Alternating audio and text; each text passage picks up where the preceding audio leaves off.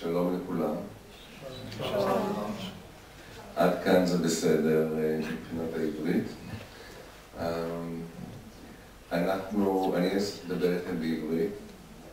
פאולינה וורוניקה יעזרו לתרגם לפולנית. וכשאנחנו לא נצליח גם בעברית וגם בפולנית, ננסה להגיד דברים באנגלית.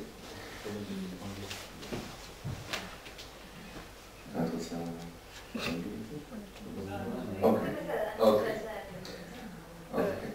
אני אציג את עצמי, קוראים לי דוד סנש, ואני מגיע מישראל, מתל אביב, חלק מהמשלחת של בית ספר לוינסקי לחינוך, עם הסטודנטיות שלנו, והסטודנטים שהיו בתל אביב.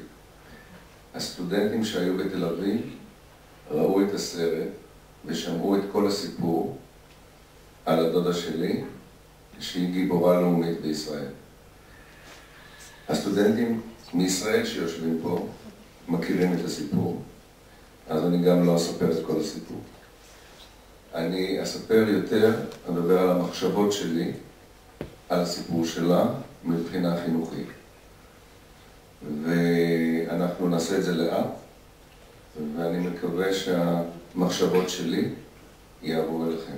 I'll say it in English now, and then I'll ask Pauline just to say a few words. Translate it very, very short. My name is David Senesh. I'm a psychologist. I'm teaching at the Levinsky School of Education in Tel Aviv. And during the visit of students from Toron in Tel Aviv, I presented my story and the film, the whole film, which we will not do today. And so they know the story about my aunt, Hannah Senesh, who is a national hero in Israel. The Israeli students who sit here, of course Leah and the staff that will join us later, they all know the story, so I will not tell the story again. But I will tell you a little bit about my thoughts about the Holocaust and about the way that we deal with the memory of the Holocaust in Israel.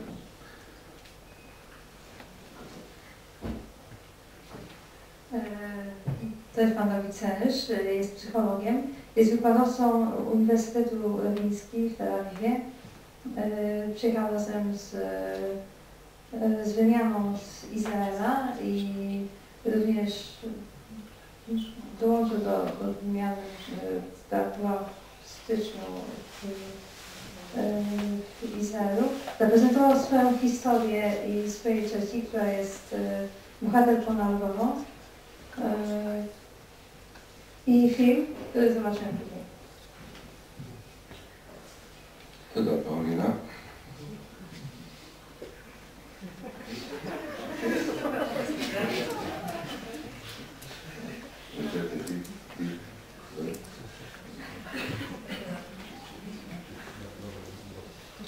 Okay. We will try to do our best. It's all about language, so. אני נולדתי 10 שנים אחרי השואה. By the way, who knows Hebrew so I can look at the people who know Hebrew, I can communicate. A little bit there, a little bit here, a little bit there, and a little bit here. Good. So it will help me and here.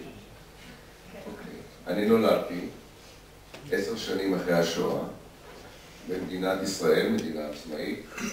כל הסיפור על השמדת יהדות הגולה באירופה היה נראה לי מאוד רחוק. היה נראה לי מאוד מוזר.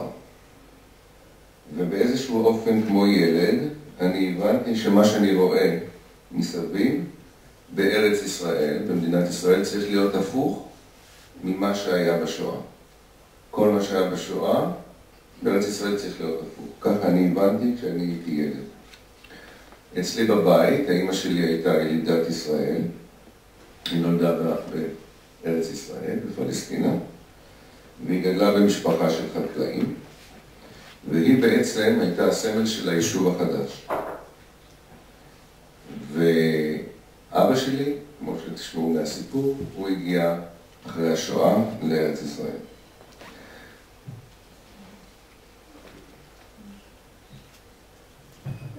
kiedy bohater urodził się 10 lat po tragedii, jaką był Holokaust, zagłada Żydów w diasporze europejskiej. Wydawało mi się to wszystko, ta cała historia,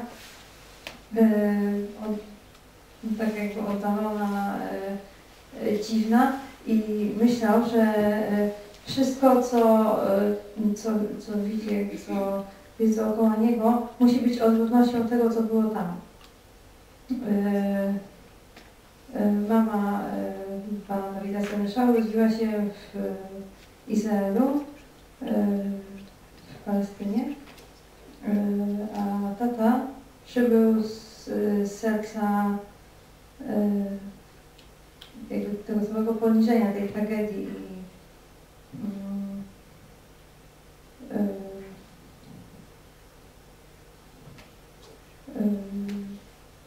tam założyli rodzinę Izraelu. כל שנה, by the way, who knows English quite well here that I can also? Okay, good. So between the three languages some people can. מדי שנה ביום השואה, אנחנו הילדים בישראל היינו נזכרים בהם, ואנחנו היינו דור שני, ואנחנו לא ידענו את זה בכלל. איך ידענו? היינו לומדים בבית ספר, היינו בהצהרות ובוויכוחים פוליטיים, וככה למדנו על השואה. מה למדנו על השואה? אנחנו למדנו לשנוא את הנאצים. קודם כל אנחנו שנאנו מאוד את הגרמנים, אחר כך את הרשעים הפרטיים שלנו. אצלנו זה היו ההונגרים, ואחר כך גם התפנינו לכעוס ולשנוא גם את האחרים, את הפולנים, את הרומנים, את הלטבים, את כולם. בהמשך, גם הצרפתים וההולנדים לא יצאו כל כך טוב. כי בהתחלה חשבנו שהם צדיקים, אחר כך הבנו שלא כל כך. ואפילו אחר כך התפנינו לחשוב על הבריטים ועל האמריקאים, שהם היו the good guys, אבל אחר כך הבנו שלא כל כך, כי הם עשו את הדברים להציל את היהודים, הם עשו את זה מעט מדי ומאוחר מדי. חוץ מזה אנחנו זוכרים שהבריטים, שהיו מאוד נחמדים וטובים אל היהודים, והצילו אותנו במובן הזה, בפלסטינה הם היו ה-bad guys, כי הם היו מאוד קשים עם היהודים שרצו לחזור לפלסטין, הם עצרו אותם ולא נתנו להם להיכנס. ככה שהקשר שלנו קודם כל היה בלכעוס ובלשנוא את מי שעשה לנו רע. אז זה מאוד חשוב להבין שישראלים גדלו בתוך משפחות, בתוך קהילות, בתוך מדינה, שלמדה גם לפחד וגם מאוד לכעוס ואפילו לשנוא. זאת נקודת מוצא מאוד לא טובה.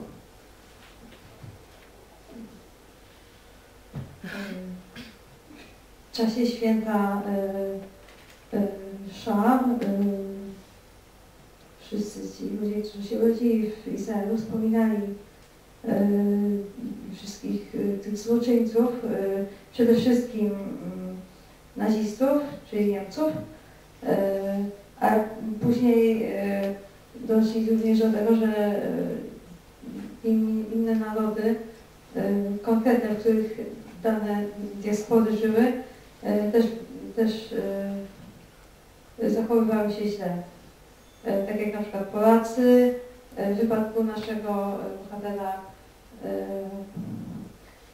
Węgrzy, Litwini, Francuzi, Brytyjczycy i Amerykanie. Amerykanie byli źli ze względu na to, że jakby nie mogli, czy nie chcieli tej pomocy dać, czy to po prostu było za późno.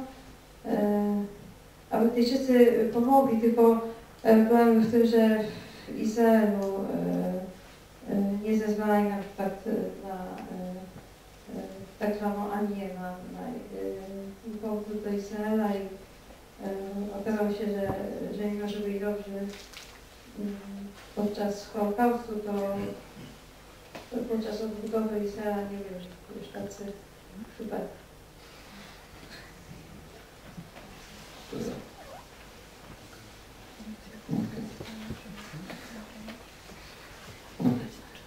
כל זה חשוב להבין שבגלל כל מה שהיה רע שנעשה שם באירופה,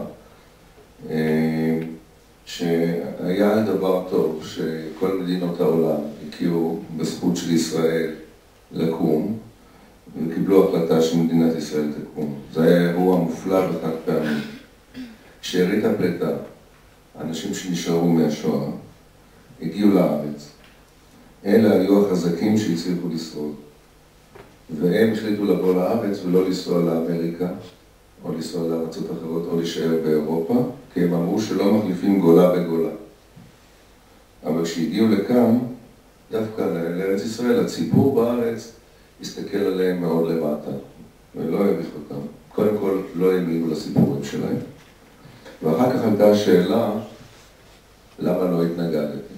למה לא נלחמתם בחזרה? למה הלכתם כצאן לטבע? כמובן שאז בתור ילד לא הבנתי שהשאלות האלה מכסות על אשמה מאוד גדולה, שאם היה אפשר לשאול את השאלות, היו שואלים אותם כך. האם אנחנו באמת במקומכם, אנחנו ישראלים, אם היינו שם, האם היינו נוהגים אחרת? השאלה שנייה, עוד יותר קשה, זה למה אנחנו, כשהיינו במקום בטוח, לא יצאנו להציל אתכם, לא יצאנו לעזור לכם. אני אגיד את זה גם באנגלית. The people in Israel were looking at the people who arrived from the Holocaust, and they were accusing them, why didn't you fight back? But instead of asking that question, the real questions were two. One is a question that nobody would ask really, but they had in their mind, if we were there, would we behave differently? Could we do anything other than just be exterminated? And the second question that people didn't ask, but it was in their mind, was why didn't we go to save you, to help you?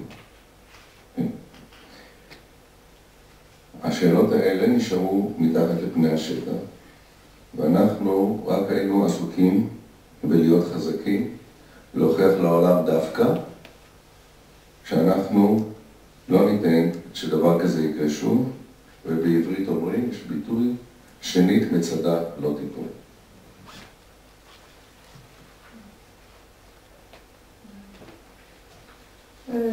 Inne kraje, które obserwowały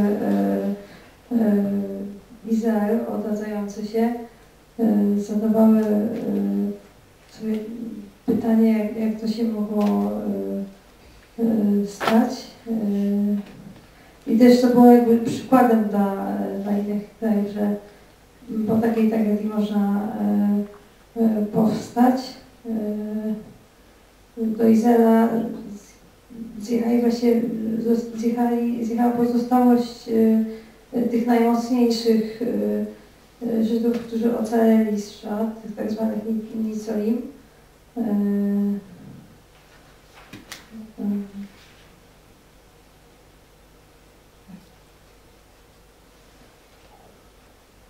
Izraelczycy zadawali sobie pytania, dlaczego nie można było tym, którzy się znajdowali w sercu tej zagłady pomóc, dlaczego czy gdyby można było cofnąć czas, to mogliby się oni zachować inaczej.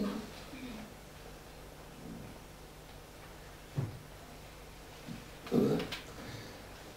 אבל אנחנו בינתיים גדלנו, היינו ילדים קטנים, וגדלנו להיות ילדים גדולים, וגם החברה הישראלית גדלה, והתחלנו לשאול את עצמנו שאלות יותר קשות ויותר קשות.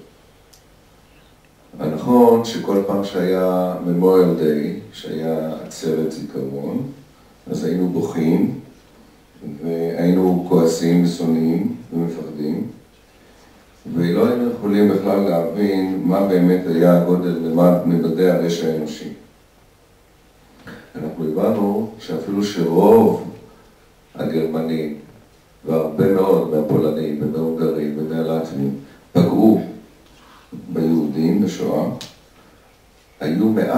שהיו מאוד מאוד גיבורים, והם היו חסידי אומות העולם.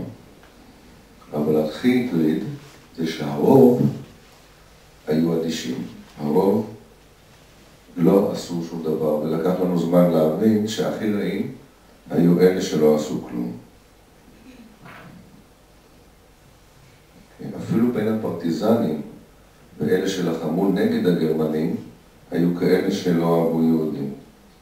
ואפילו שהמלחמה נגמרה, והיו יהודים שניסו לחזור לפולין ולהונגריה ולגרמניה, לחזור לבתים שלהם, לא קיבלו אותם שם בשמחה, לא קיבלו אותם יפה, ולפעמים גם פגעו בהם. וזה כבר היה אחרי המלחמה. ולכן אנחנו בישראל מאוד מאוד כעסנו, ואנחנו במשך תקופה ארוכה לא היה קשר דיפלומטי, לא עם פולין ולא עם הונגריה, ובעיקר לא עם גרמניה. אבל לאט לאט התחלנו לחשוב שאנחנו כן רוצים לעבוד ביחד על הזיכרון שלנו וגם של הדור הצעיר בגרמניה, הדור הצעיר בפולין, הדור הצעיר בהונגריה, כדי לבנות עתיד אחר. אני זוכר שזה היה מאוד חזק אצלי. בגיל 15 שנים נסעתי פעם ראשונה לגרמניה.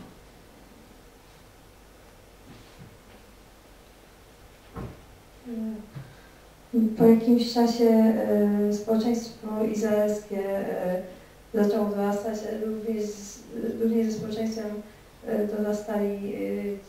dorastało to drugie pokolenie Holokaustu i zaczęło sobie zadawać jeszcze trudniejsze pytania. I wyszło na to, że najgorszymi wrogami Żydów nie byli ci, którzy robili zupełnie źle, ale ci, którzy nie robili nic i byli zupełnie obojętni na tą tragedię. I Izrael, społeczeństwo izraelskie wyznaczyło sobie taką misję, żeby nauczyć,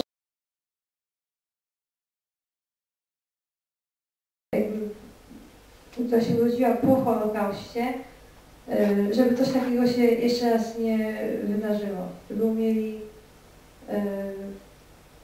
wybaczyć i żeby wiedzieli, że to było bardzo złe. אחר כך אני זוכר שאני הייתי בערך בן 13, הייתה מלחמת ששת הימים, לפני מלחמת ששת הימים, הייתה תקופה מאוד קשה, שאנשים פחדו שהולכת להיות עוד פעם שואה שנייה, השמדה נוספת, והפעם הבד גייז כבר לא היו אלה ממלחמת העולם השנייה, אלא דווקא היו הערבים.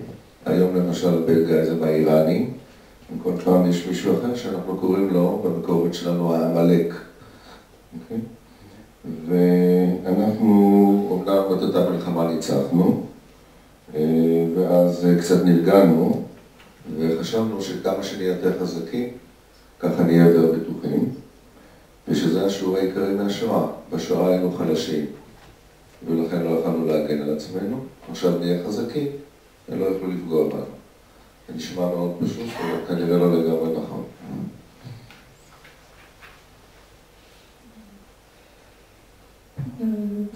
Kiedy minęła ta już całkiem ta epoka Shoah, okazało się, że takie wydarzenia mogą jeszcze raz powrócić. Nie muszą w nich jakby uczestniczyć Niemcy czy jakiś naród europejski. Wtedy byli to Arabowie. W tamtych czasach, dzisiaj to są Irańczycy, jak wszyscy wiemy. I naród żydowski nauczył się, że jeżeli im bardziej się wzmocni, tym bardziej będzie mógł się obronić przed tymi narodami, przed innymi nacjami, które atakują młode państwa.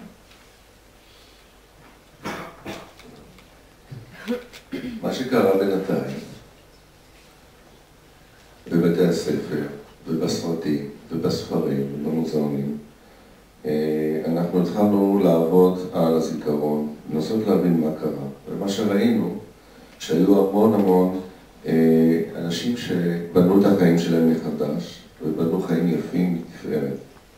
אבל אני יכול להגיד לכם כאיש חינוך וכפסיכולוג, שבלילה, ביום זה היה נראה שאנחנו מצליחים מאוד יפה לבנות מדינה מקסימה.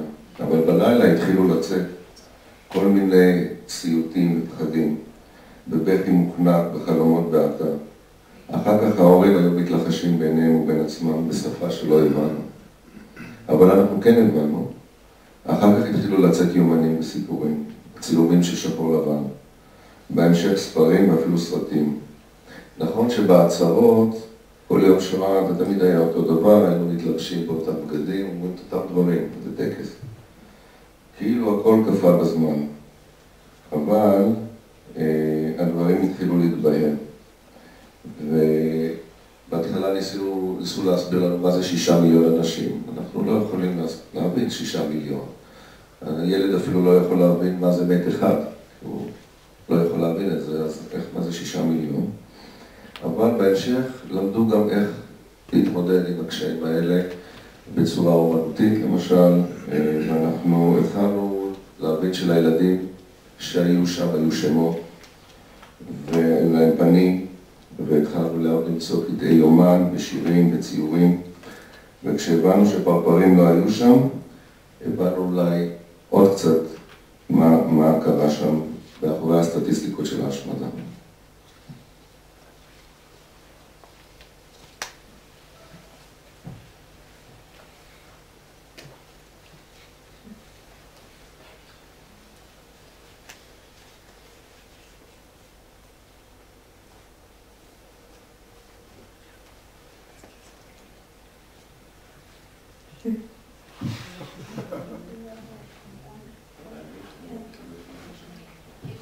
I will try in English, so good.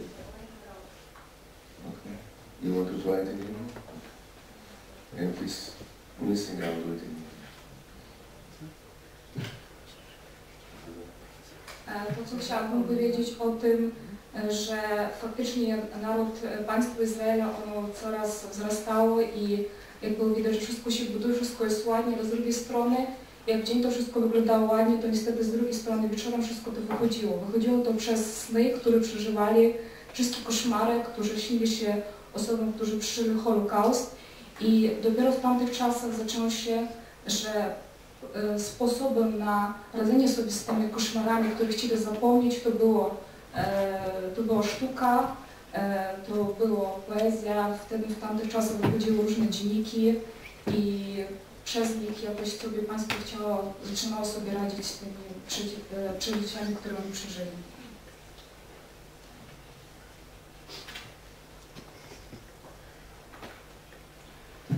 ואז היה משפט אייכמן. ומשפט אייכמן עשה שינוי מאוד גדול בדרך שלנו להתמודד עם הזיכרון של השואה. בגלל שהוא הביא מרכיב מאוד לא הירואי, מאוד לא של גבורה. זה היה אירוע של הבנאליות של היום-יום, הבנאליות של הרשע. וכשהסתכלנו על אייכמן, אז ראינו איש עכברי קטן, בירוקרט, שיושב בתוך תא זכוכית. והוא בכלל לא היה נראה כמו הקצין אס-אס מהסרטים. בתוך המגפיים, בתוך השחצנות. הוא לא זה היה שהיה גיבור על ילדים קטנים. הוא היה בירוקרט שרק מילא פקודות של הממונים שלו. הוא היה נראה כמו מישהו מהחנות מכולת השכונתית, או הפקיד בבנק. ולמען האמת הוא נראה עוד כזה, מין חלשלוש כזה שהגיע משם, מאירופה. כמו הניצולים, הוא לא נראה כמו צבא חזק ושרירי כמו שאנחנו. אז בסוף הראינו לו מי חזק, תבינו אותו, וזה היה מספיק טוב בשבילנו באותו זמן.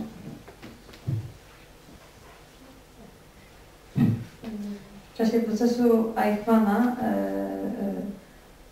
który był takim zwyczajnym, wręcz banalnym procesem, ludzie zdają sobie sprawę z tego, że on wcale nie wyglądał jak jakiś komandos mężczyzn, tylko jak jakaś taka myszka, jak jakiś pracownik w banku, czy zwykły, szary człowiek, nie wyglądał wcale na wielkiego zabójcę i to jakby zadziwiło wszystkich, którzy go zobaczyli, bo uważali go sobie zupełnie inaczej.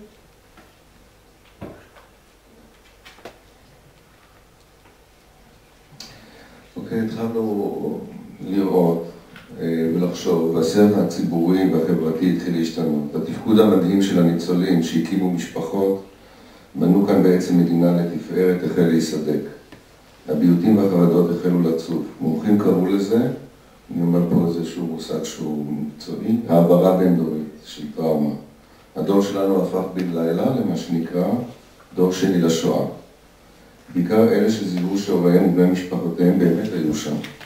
פתאום גילו שהיו נישואים קודמים, אהבות קודמות, אחים ואחיות למחצה שלא שרדו, בני משפחה שלא ידעו עליהם. כל אלה, גם הם היו גלותיים וחולניים והחלו להסתובב לנו בבתים, בשכונות בעיקר בלילה. שאלות החלו להישאל וניתנו להם תשובות חלקיות, לא סדורות. זה היה מאוד מעיק, מפחיד ומסייג. הדברים התחילו לצאת מהארונות, מהקירות. עדיין הסביבה החינוכית הרשמית המשיכה לדבר אותו הדבר, הטקסים היו אותו דבר. הם עדיין לא הכירו בשאלות האלה. זיכרון השואה תמיד תואר לנושא של הישרדות פיזית, ביטחונית, קולקטיבית, צבא חזק, כדי שהגויים לא יעללו לנו את זה שוב, ואפילו לא יחשבו לעשות את זה. מלחמת ששת הימים הזכורה לי היטב, הייתי אז בגיל בר מצווה, והשיח בתקופת ההמתנה היה במושגים של שואה שנייה. דווקא מהפחד הגדול הייתה לנו הוכחה לכוח שלנו, ולא רצינו לוותר אז על שכרון החושים ועל הבטחת הסרק שארץ ישראל תהיה עכשיו בטוחה לתמיד בזכות הכוח הצבאי, ושאנחנו נהיה המקום הבטוח ביותר עבור הלימודים. היינו בעצם עסוקים לא רק בהישרדות מול האויב האקטואלי, אלא בהישרדות מול צללי האתמול ומול איומי המחר. בין העמלק שהיה לנו שם, לבין הצורר הנאצי שכמעט הצליח לעשות את זה, ועם האויב שעכשיו מנסה לעשות לנו את זה שוב. בין מצב פרנואידי שהוא תמידי כל הזמן מול האויבים של העבר, האויבים של עכשיו, אלה שיהיו.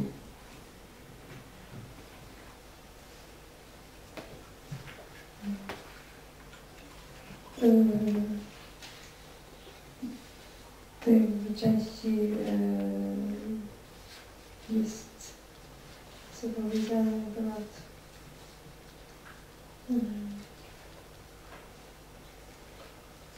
życia tych nicolim w Izraelu, którzy wydawało się, że dobrze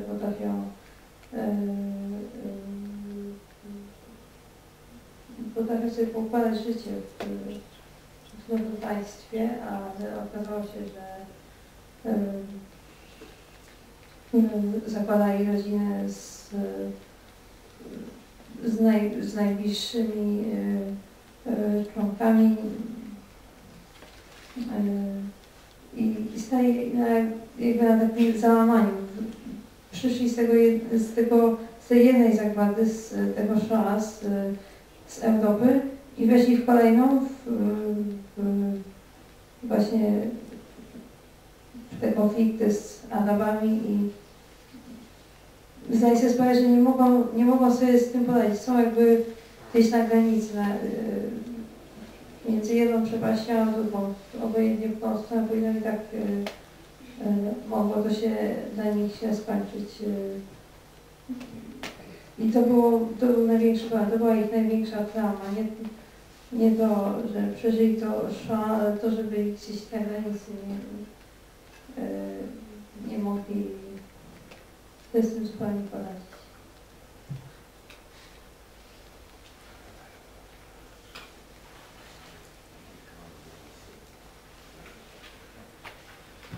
הסיפור שלי היה בעצם המשפחתי, הוא מאוד משונה, כי מצד אחד זה סיפור של השואה, כל מה שדיברתי עד עכשיו, אבל מצד שני, הסיפור על הדודה שלי הוא בעצם חיבור של שני הסיפורים, גם של השואה באירופה וגם של התקומה בישראל. ובדמות הזאת של הדודה שלי בעצם מגולם כל הסיפור, שני הסיפורים הופכים לסיפור אחד. גם הסיפור על ילדה שנולדה בהונגריה לפני המלחמה, משפחה מאוד מפורסמת, ושהיא החליטה בגיל מסוים שהיא לא מוכנה להישאר בהונגריה בגלל האנטישמיות, והיא נסעה, עזבה את המשפחה ונסעה לפלסטינה, לפלסטין, ולהיות חלק מהבנייה של ישראל. וכשהיא הייתה שם, פרצה המלחמה, והתחילו להבין שמה שקורה ליהודים באירופה זה דבר איום ונורא, וקבוצה קטנה החליטה שהם רוצים לנסוע חזרה לאירופה כדי להציל יהודים. אוקיי? הסטודנטים מתאורון שמעו את הסיפור וראו את הסרט וגם ביקרו במוזיאון, אז הם יודעים את הסיפור. אז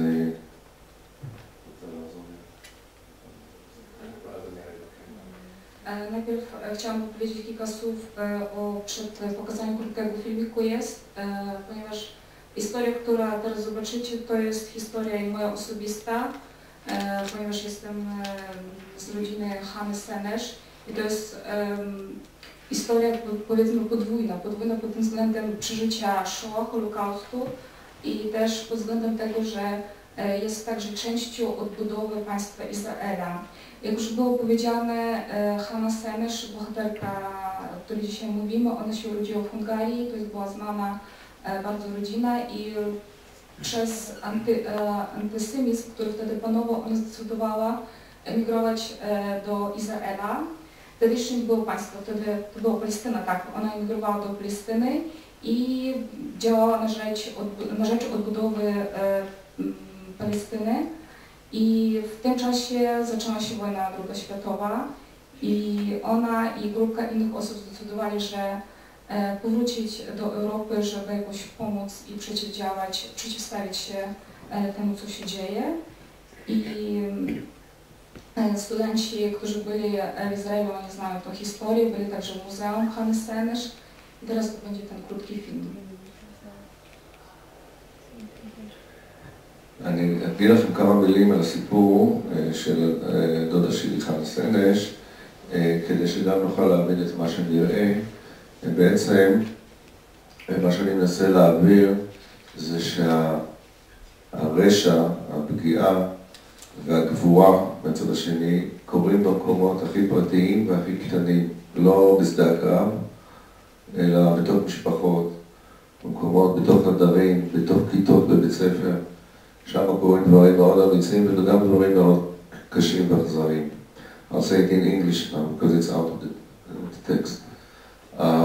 The story of Hanna Seneš shows that cruelty and bravery is not a matter of battlefield or combat. Okay, I will welcome my staff from Levinsky here.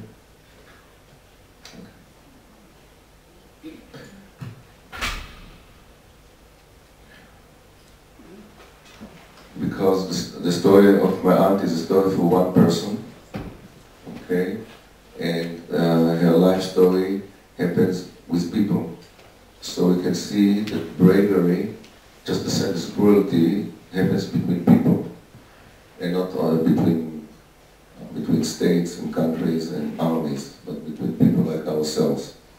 So the interesting thing was that she made a decision to go to Palestine, and she was safe there.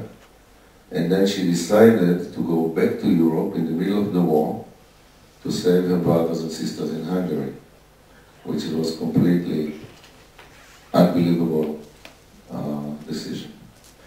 And she went to the British Army and a small group of youngsters, and they parachuted into occupied Europe. Some of them went to Czechoslovakia, some went to Italy, some went to Romania, and she went to Budapest. But the moment she crossed the border, and she knew it, the moment she crossed the border she was caught. She was taken to the Gestapo in Budapest, and she was interrogated because they wanted to get army secrets from her. And she would not give them the information, so they kept on torturing her. She was 22 years old. and they couldn't really get the information from her, whatever they did. So then they decided to try a more cruel way of fighting her by making her meet her mother that was living in Budapest. And by facing the two, they wanted to break her spirit so that she would give the information they wanted. So if we are lucky, we will be able to see this on the screen now. I hope that this is...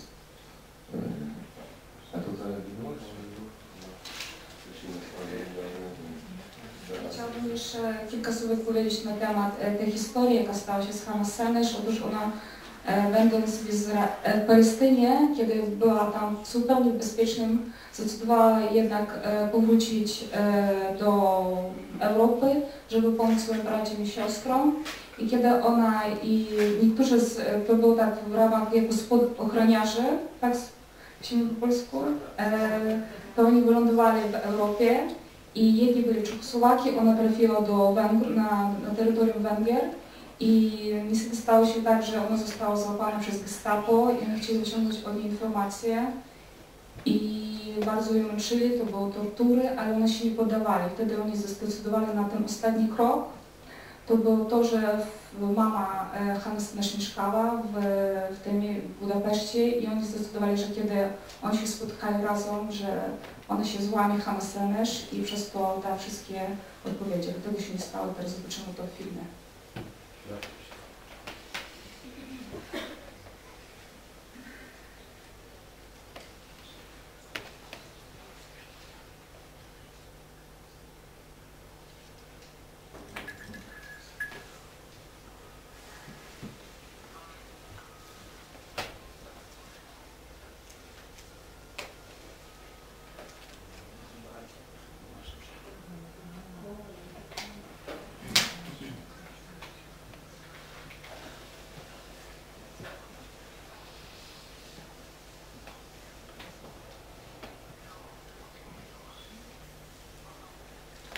Area, and her mother lives in Budapest, he ordered her mother to the Hadid barracks.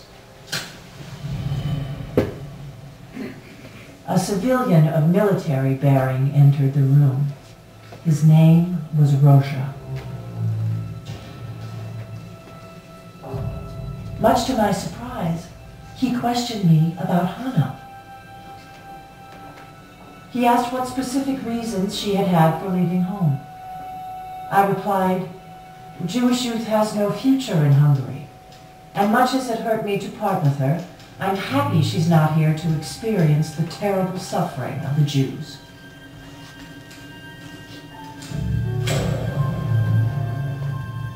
He said, where do you really think your daughter is now, this minute? I repeated that she had been in Palestine for the past 5 years. Well, he said, if you really don't know, I'll tell you. She's here, in the adjoining room. I'll bring her in so you can talk to her and persuade her to tell us everything she knows. Because if she doesn't, this will be your last meeting.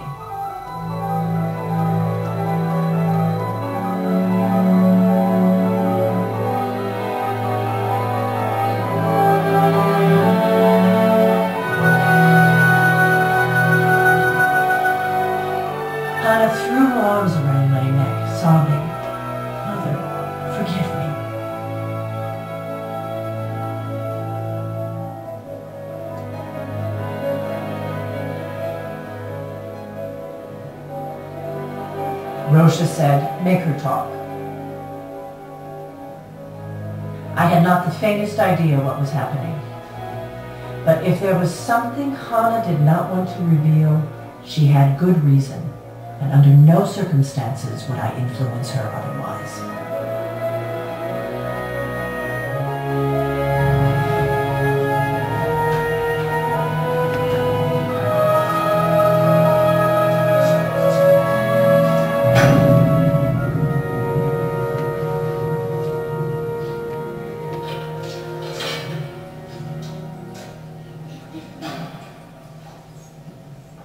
For the next 6 days, I had no idea what had become of Hannah.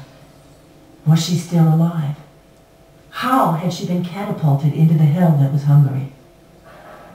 Had she come to rescue me?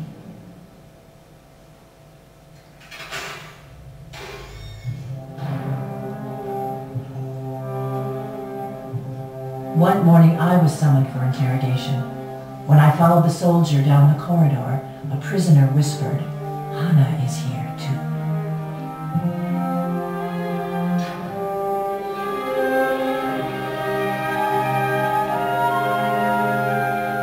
That very evening, a Hungarian prisoner of German origin, Hilda, unlocked the door of my cell.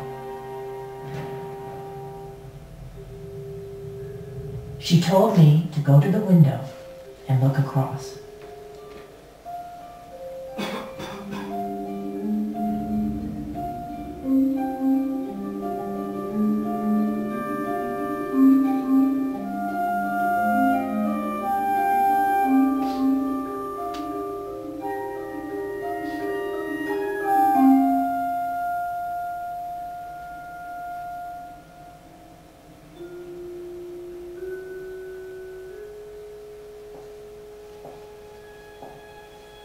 One, 2, 3, 8 feet long. 2 strides across. The rest is dark. Life hangs over me like a question mark. I could have been 23 this July. I gambled on what mattered most. The dice were cast. I lost.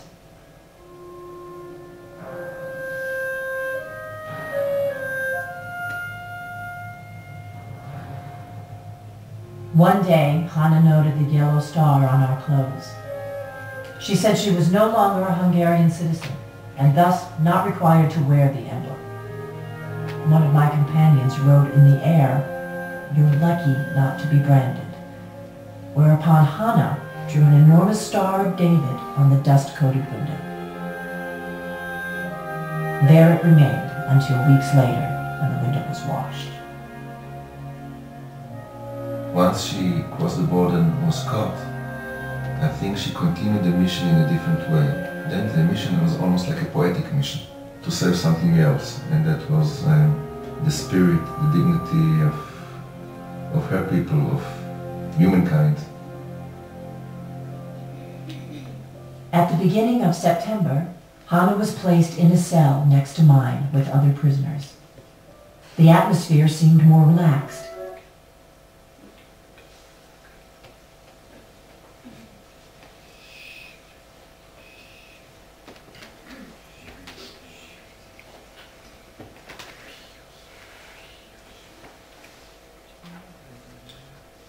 Okay, I will just summarize and tell you that the remaining of the story here is that Hannah Senesh did not give the secrets, and therefore she was put on trial, and she was condemned, and she was sentenced to death, and she was executed a few days later on November 7th, 1944. Which is really very short of the end of the war.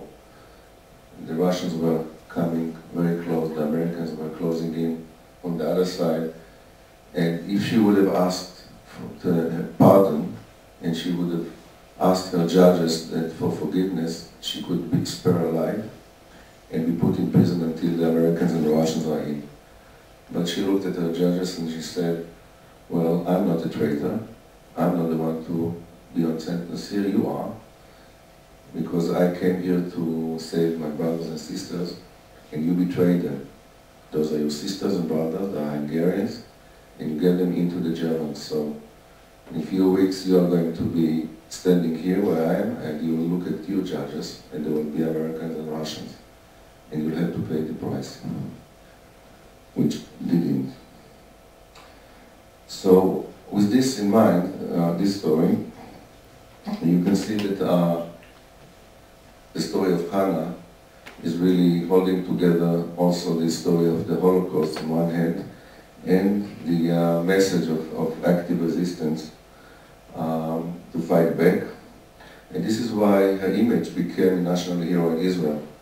because it combined bravery and fighting together with being a poet and being a young girl and being sensitive.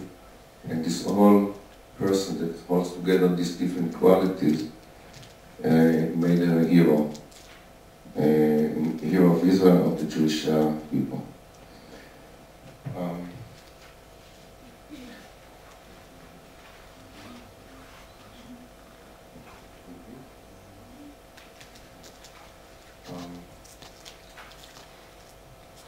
I will continue from here.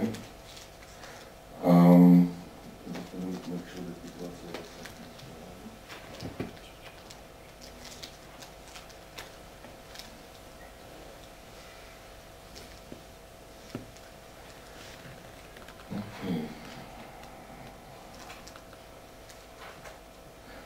אוקיי, מבחינתי, עם סיפור כזה במשפחה, הייתי יכול ליהנות משני העולמות, ליהנות במרכאות.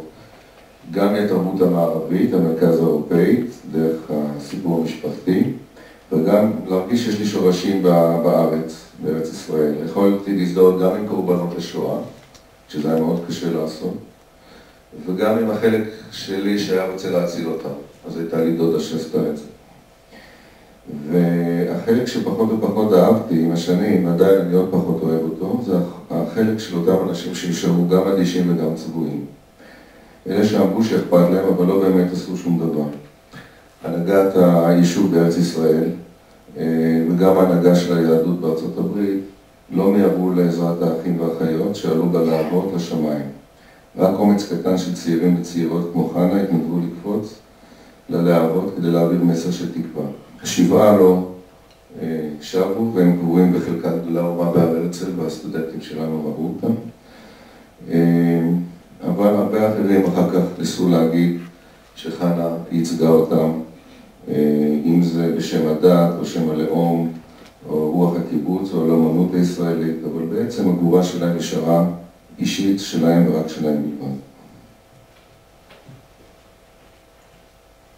Historia Hany Senesz to jest historia o bohaterstwie i to jest nie tylko narodu izraelskiego, także innych narodów, jako pokazać, że ona nie była zdrajczynią, że ona przeszła przez wszystko i ona jest takim przykładem bohaterstwa.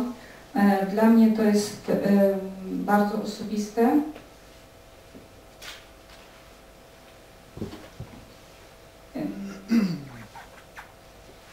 Ponieważ z jednej strony dla mnie było bardzo ciężko przeżywać tych ludzi, którzy w tamtych czasach pozostawali obojętni. Oni po prostu nie robili nic. I to jest najgorsze w tej sytuacji, żeby wytłumaczyć, czemu tak się stało.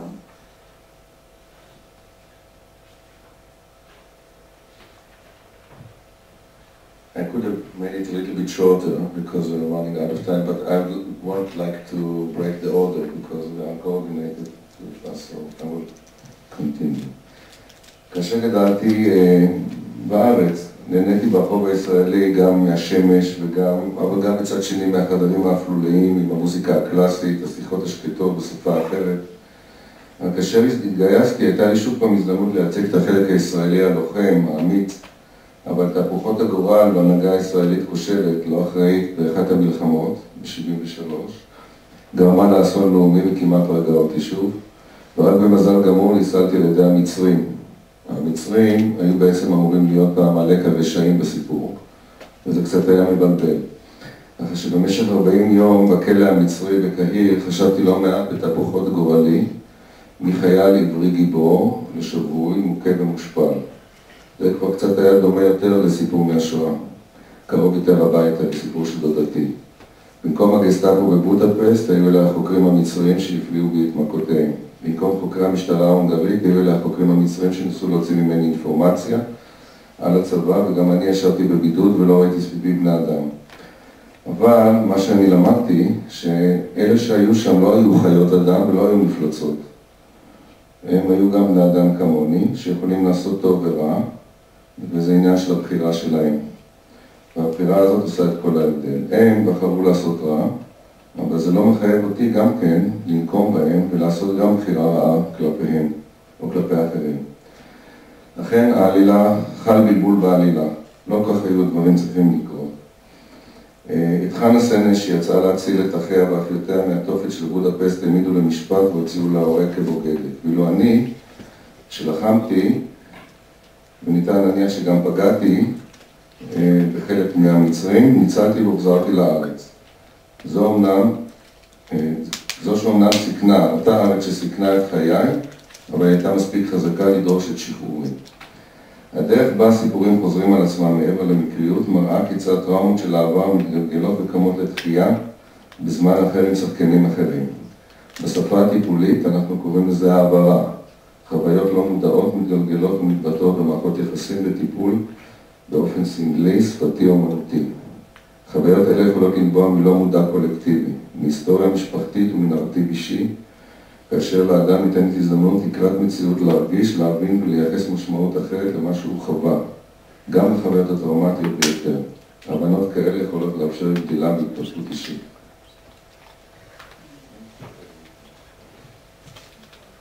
Teraz chciałabym też powrócić do swojej osobistej historii od Hany Senesz, ponieważ, jak powiedziałam, już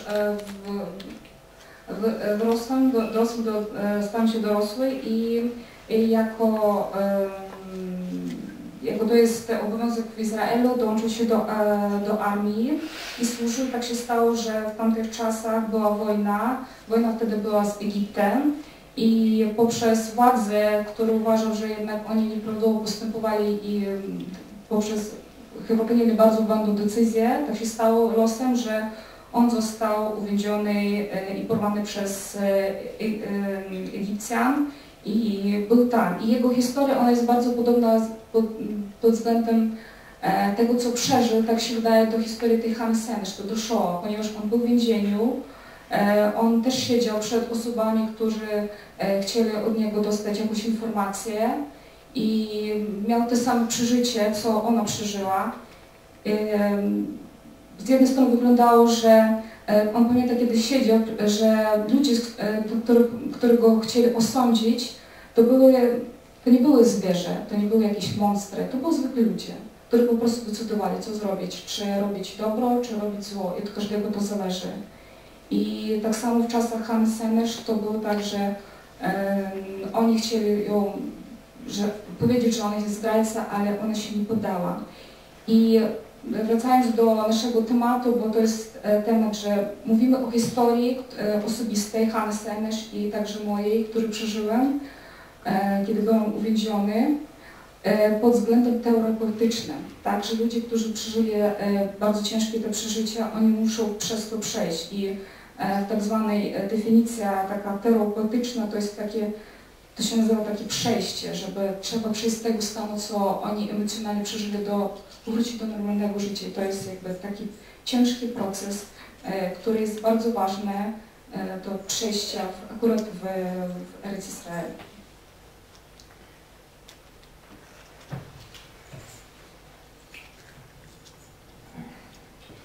בתור מי שעובד לעתים קרובות עם ילדים ומבוגרים שעברו חוויות טראומטיות, ניתן לראות אותם כשואה אישית של ממש לפעמים.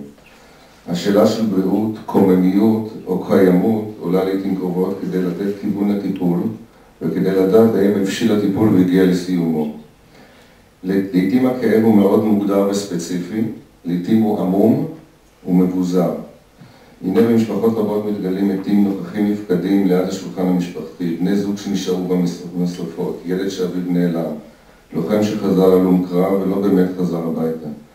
כאשר ניצולי השואה נדרשו להקים משפחות ולהקים מדינה, הם לא היו פנויים לצללי העבר, אך מאוחר יותר דרך מערכות היחסים, בעיקר בתוך המשפחות, עלו ויבעו הזיכרונות, הסיוטים והאובדנים מהם לא נפרדו באמת.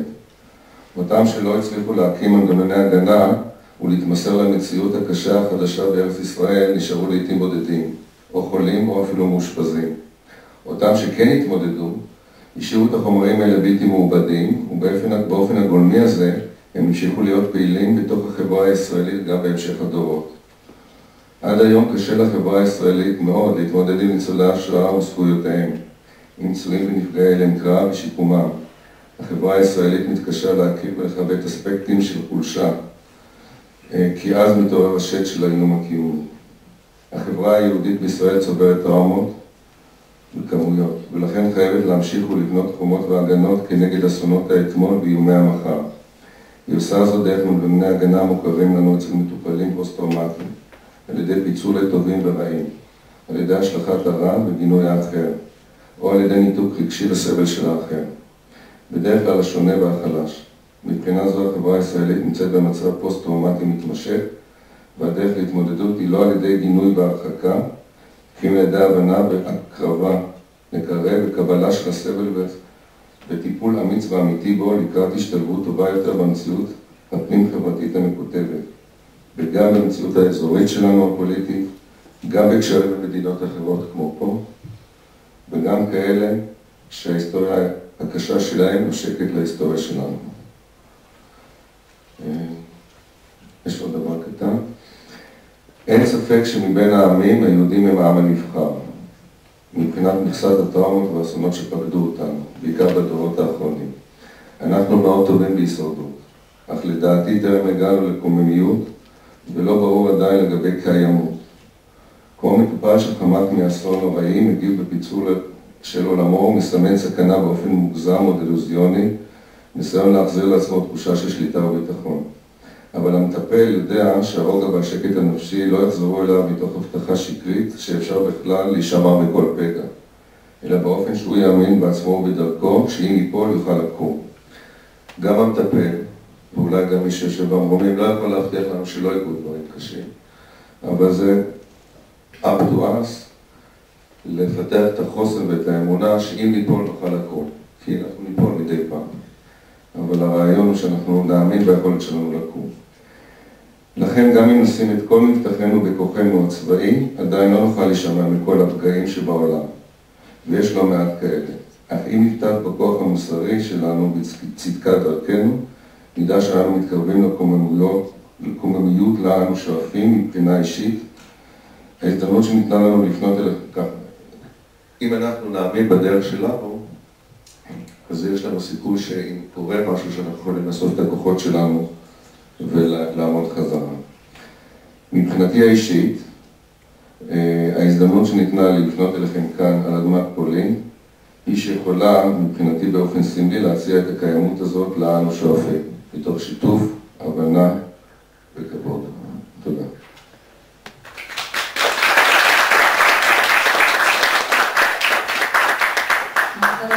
Powracam do tego, co dr Senesz powiedział, wracając do tych tragedii, którzy przeżyli ci ludzie w Izraelu. To jest naprawdę wielki problem, ponieważ ludzie powracają do normalnego życia, oni musieli z tym się jakoś żyć. Jeżeli bierzemy jakąkolwiek rodzinę izraelską, w każdej rodzinie, że wsiadają za stołem, jest zawsze osoba, która albo przeżyła Holokaust, albo jest jakimś pokoleniem osób, albo są osoby, którzy przeżyli różne wojny. Jak wiadomo, w historii Izraela było dużo wojen i ten stan jest bardzo ciężko samemu przeżyć i niestety było dużo ludzi po prostu, którzy zamykali się, byli samotnymi albo nie wiem, byli w jakimś szpitalu. I dla państwa Izraela to jest wielkie wyzwanie, żeby jakoś pomóc tym ludziom, stworzyć takie środowisko bezpieczeństwa dla tych ludzi, żeby oni czuli się bardzo dobrze. I to jest taka wielka potrzeba, także pod względem psychologii, tak, żeby pomóc im powrócić do życia. I najważniejsze co jest, to jest, żeby tam była ta integracja, żeby oni czuli to bezpieczeństwo. I kiedy powiemy, że wszyscy wiemy, że mówimy na Izrael, że to jest naród wybrany, tak, naród wybrany, ale pod względem wybranym rozumiemy także te wszystkie katastrofy, tę całą traumę, którą oni przeżyli.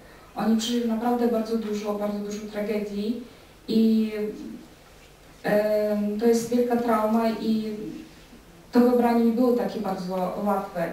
I dla nich jest wielkie wyzwanie, żeby jednak żeby dojść do tego ożywienia, tak, od Shoah, dojść do tego ożywienia i żeby jednak to państwo przetrwało. I teraz na ludzi, jako na terapeuty, to jest bardzo ważne pomóc tym ludziom, ale na czym polega ta pomoc? Tak? To nie polega na tym, żeby pomóc osobom, którzy przeżyli straszne tragedie, żeby oni o tym zapomnieli, czy jakoś odłożyć od tych problemów. to polega na tym, żeby my uwierzyliśmy, żeby ten człowiek uwierzył w sam siebie, że jeżeli cokolwiek się dzieje w życiu, że nawet jeżeli on padnie, to jednak wstanie i pójdzie dalej, żeby uwierzyć w siebie, to jest bardzo ważne. I na koniec chciałam powiedzieć, że ta prezentacja, którą zrobił pan dr Senesz, ona ma być także dla zachętu dla nas, dla Polaków, aby dążyć, postawić sobie takie najwyższe cechy value pomysłu, tak, którzy muszą być dla nas bardzo ważne. To jest takie bezpieczeństwo, to musi być sprawiedliwość w państwie, szacunek i zawsze musi być współpraca. Dziękuję.